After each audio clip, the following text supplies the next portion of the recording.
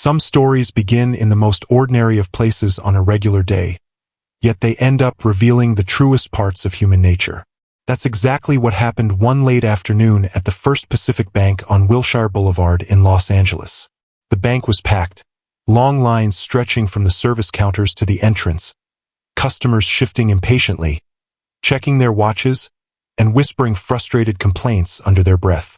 The air was heavy with tension, and the employees rushed back and forth trying to keep up with the chaos. Linda Carter, a 73-year-old retired schoolteacher, stood quietly in line, clutching an envelope in her trembling hands. She had always been independent, never one to ask for favors or handouts. But today, she found herself in need of help. Unexpected fees had been deducted from her account. Small amounts, but enough to make a difference in her already tight monthly budget. Living on a fixed pension, every dollar counted. Nervously, she stepped forward, hoping to find a solution to the problem that had shaken her calm. Linda wasn't asking for much. She wasn't trying to fight the system. She just wanted fairness. But as she approached the counter, she could feel the dismissiveness of Brittany Wallace, the young teller who barely looked up from her computer. Brittany's tired eyes and impatient demeanor made it clear. Linda was just another customer, and not one worth much attention. The situation quickly escalated. When Linda politely explained her issue, Brittany responded dismissively, brushing it off with vague excuses. Linda hesitated, trying to hold her composure, offering proof of the fees. But Brittany's response was nothing short of condescending. The frustration of waiting and Linda's situation only deepened as she realized no one in the bank was willing to step in and help. The situation seemed to be getting out of hand. Linda, a loyal customer for decades, was being humiliated, and no one around her seemed to care. As her voice became quieter, seeking only clarity and fairness, the onlookers ignored her, caught up in their own frustration with long lines and waiting times. Just when it seemed like no one would come to her defense, something unexpected happened. A deep, steady voice rang out from across the room. "Why are you talking to her like that?" The entire bank went silent. Heads turned, and the room seemed to hold its breath as a man in a black t-shirt, jeans, and a baseball cap stood in the doorway. At first glance, he looked like any other customer. But there was something about him, his posture, his voice, his presence, that immediately commanded attention. It was Vin Diesel. Yes, that Vin Diesel. The action star from the Fast and Furious franchise, the man who had portrayed some of the toughest, most fearless characters on the big screen, now stood in the middle of a bank, challenging the treatment of an elderly woman by the very system that was supposed to protect her. The dynamic shifted instantly. Vin Diesel, a Hollywood icon, was now using his voice for something much bigger than a film script. He wasn't here for a movie scene. He was here to stand up for Linda, to remind the world that sometimes the greatest acts of heroism come not from fictional characters, but from ordinary people doing the right thing at the right moment. What followed was a moment of truth, a confrontation not just about bank fees, but about respect, fairness, and the way society treats its most vulnerable. How could Vin Diesel, a star known for playing tough guys, intervene in something as mundane as a banking issue? What did it take for Linda, a woman who had always carried herself with dignity, to finally speak up and ask for the fairness she deserved? In the next moments, everything would change. Not just for Linda, but for everyone who witnessed the powerful shift in the bank. It wasn't just about reversing the charges on a bank account. It was about something much more profound. It was about standing up against injustice, about ensuring that no one, no matter their age, status, or wealth, should be treated with disrespect. So, how did Vin Diesel's intervention unfold? What happened when he took a stand and turned the tables on the bank's management? And more importantly, what lessons can we learn from this encounter that transcends the everyday struggles we face? As the tension in the room mounted, Linda couldn't help but feel small. The bank manager, Carl Jensen, had just joined the scene, his calm demeanor offering little comfort to the elderly woman. With arms crossed and a smug smile, he assessed the situation, his posture suggesting that Linda's issue was no more than an inconvenience he had to address.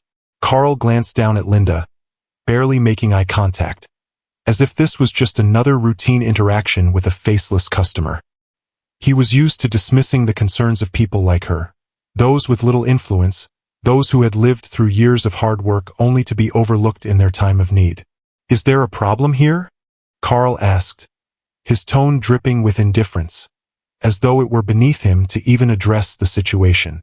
Brittany, standing behind the counter, jumped at the chance to demonstrate her obedience to her superior, quickly parroting the company line, "Just a customer who doesn't understand our policies."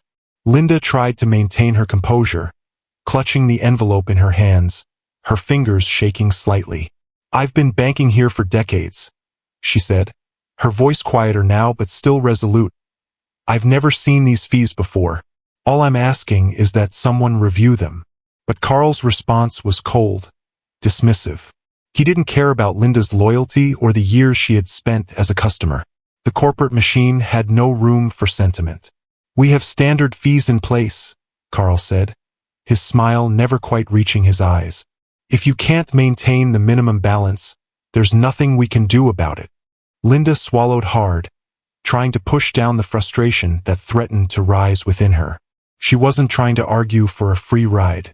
She simply wanted to understand why these fees were suddenly appearing and why no one had informed her of the change. But her words fell on deaf ears. Then, just as Carl prepared to dismiss her once and for all, he made a critical mistake. He lowered his voice to a point where it could be heard by everyone in the bank. "If you can't afford the fees," Carl sneered, leaning toward Linda with a sarcastic smirk, "maybe this bank isn't the right place for you." At that moment, the weight of Carl's words seemed to hang in the air, suffocating the room. Linda felt her cheeks burn with humiliation, her hands clutching the envelope tighter as though it were the only thing anchoring her to reality. The other customers, who had been waiting just as long in line, remained silent. No one stepped in to offer support. Their indifference was as palpable as the tension that filled the space. But just when it seemed like Linda would have to leave, defeated and humiliated, a voice cut through the thick silence. A deep, steady voice that commanded attention. "Why are you talking to her like that?" Heads snapped around, and for the first time in what felt like forever, people began to pay attention. There, standing at the entrance of the bank, was a man in a black t-shirt and jeans. At first glance, he seemed like any ordinary customer. But there was something about him. His presence was magnetic, and the way he held himself immediately caught everyone off guard. It wasn't just the way he stood or the tone of his voice. It was the air of authority he carried, the confidence that seemed to fill the room. As Carl turned toward the newcomer, his irritation quickly turned to disbelief. This wasn't a person he had expected to be confronted by today. The man stepped forward, slowly removing his baseball cap, and the realization hit the bank staff like a wave. It was Vin Diesel. Yes, that Vin Diesel. The same Vin Diesel who had starred in the Fast and the Furious franchise, known for playing tough, fearless characters on screen. In that moment, Vin's calm, measured tone contrasted sharply with the arrogance Carl had displayed. The customers in the bank stood frozen, unsure of how to react. Carl, the man who had been in control just moments ago, now seemed to shrink under the scrutiny of the Hollywood icon standing before him. Carl's face reddened, his confidence faltering. "Mr. Diesel," he began, trying to regain his composure, but Vin cut him off with a simple, steady gesture.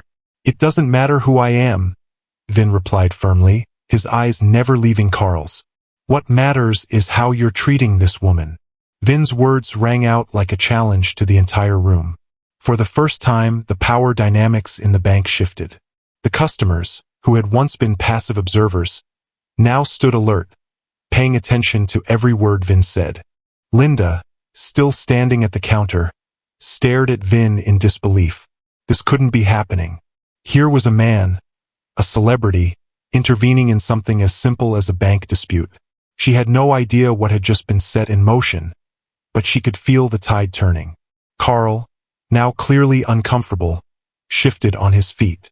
"This is none of your business," he muttered, trying to downplay the situation, his professional mask cracking. Vin didn't back down.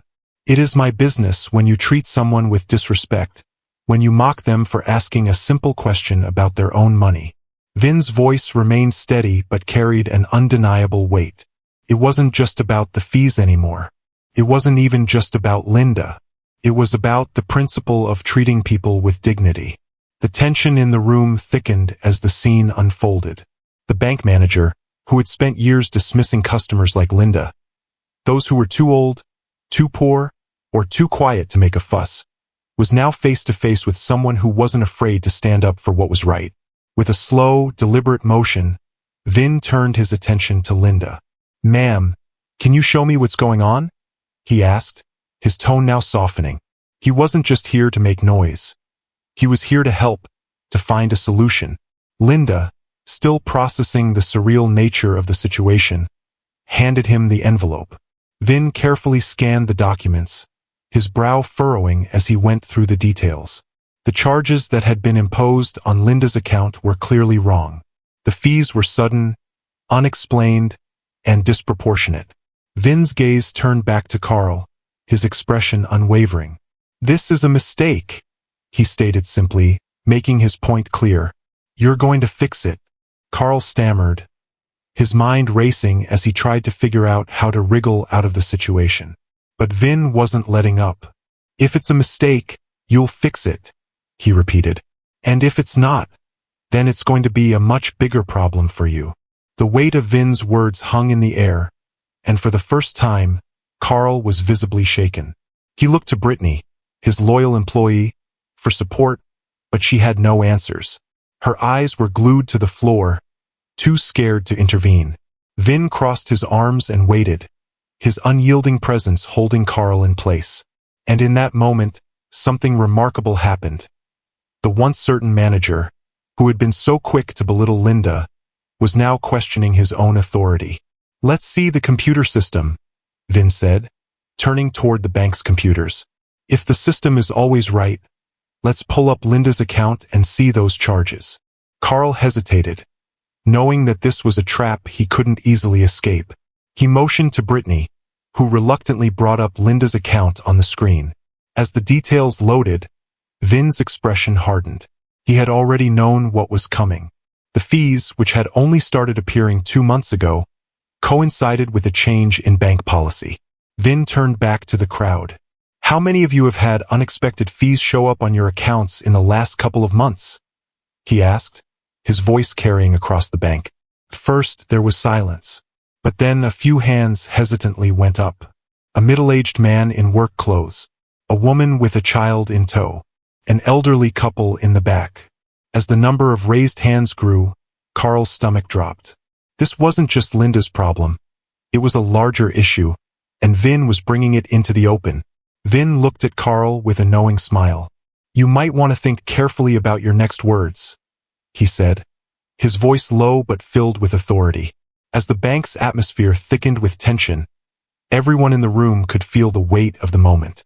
Vin Diesel stood like a stone pillar, calm and composed, while Carl Jensen, the once confident branch manager, now seemed trapped in his own lies and his own arrogance. His face had turned pale, his confident stance now faltering as he realized he was losing control of the situation. And worse, losing it in front of an entire room of witnesses. Vin's gaze never wavered, and his words hung in the air like a challenge Carl couldn't escape. "You said the system was right, didn't you? So let's see it." The words weren't just directed at Carl. They were meant to remind everyone in the room that, at its core, this wasn't about policies. It was about fairness. The system, which had been automated to charge fees without question, needed to be held accountable for its actions. Brittany, now visibly uncomfortable, glanced nervously at Carl. She had been silent, unsure of how to handle the situation. She knew the system, knew the rules, but she didn't know how to defend the unfairness that was being exposed. Her fingers hovered over the keyboard, uncertain. Carl, desperate to regain some form of control, gestured for her to pull up Linda's account. As the screen loaded, it became glaringly clear. The new fees that had started appearing 2 months ago weren't a mere glitch or mistake.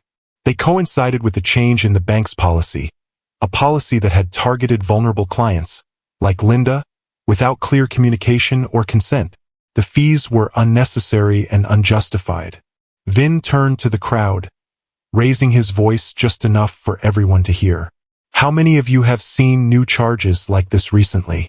How many of you are getting fees you weren't informed about? His question was rhetorical at first, but as he scanned the room, more and more hands began to rise. There was an uncomfortable murmur of agreement as several customers, who had previously kept quiet, now openly acknowledged that they too had experienced similar issues.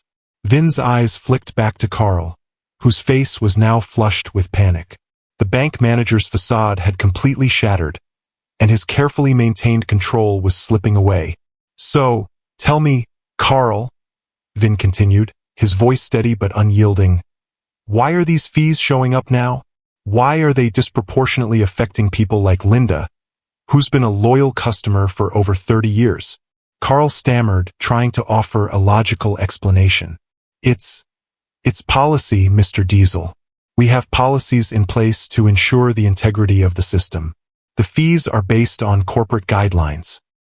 His voice wavered as he spoke, the weight of the scrutiny too much to bear.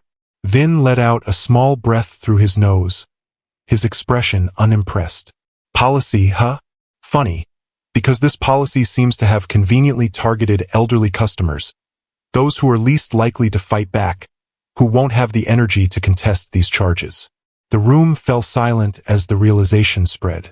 Carl had tried to dismiss Linda as just another inconsequential customer, but now it was clear that this wasn't just about Linda. It was about a much larger issue, one that involved unfair practices, systemic exploitation, and the manipulation of vulnerable people who didn't have the resources or means to fight back. Vin's tone turned more serious, his gaze narrowing as he addressed Carl once again. It's not about your so-called policies. It's about respect. These people deserve respect. Linda has been paying into this system for decades, and this is how you treat her. Carl, now visibly sweating, could only stand there, unable to provide a legitimate defense. The bank's behavior was being exposed for what it was, exploitation wrapped in the guise of business practices.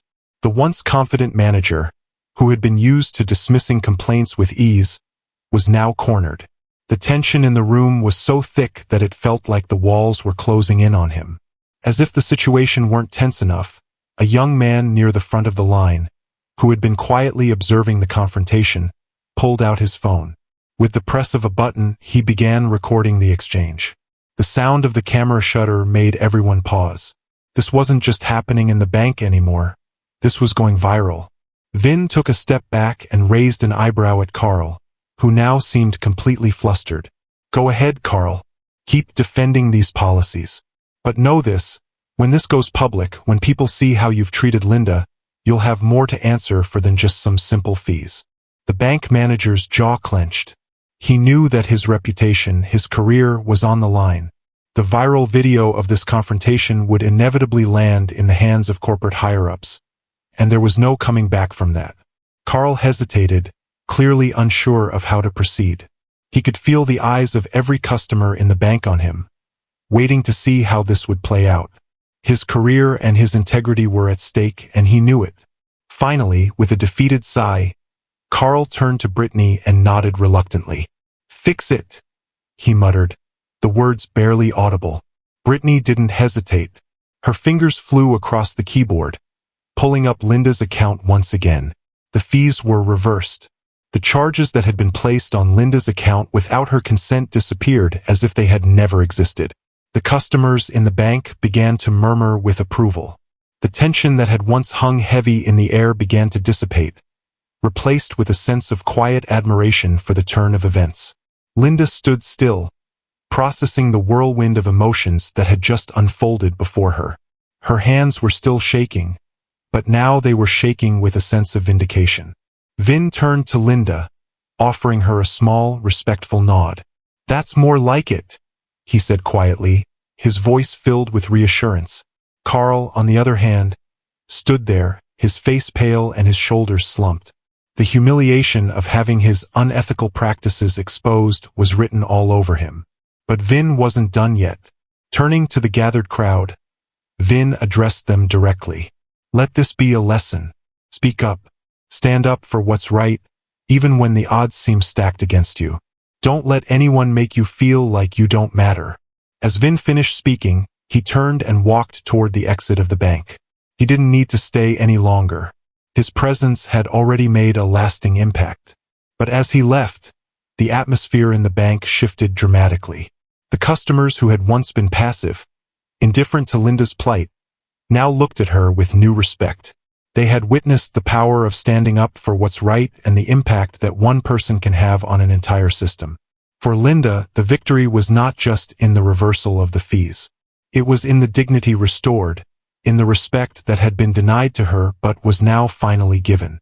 But for Carl Jensen, this was just the beginning of his downfall. The video, which had been captured by the young man in the front of the line, was already spreading across social media. The damage had been done, and there was no turning back. If you found this story inspiring and believe that standing up for what's right can make a difference, make sure to like this video, share it with your friends and family, and let's spread the message of respect, justice, and the power of speaking out. And if you want to see more incredible stories like this one, subscribe to our channel and hit the notification bell so you never miss an update. Together, we can make a difference, one story at a time. Thanks for watching, and we'll see you in the next video.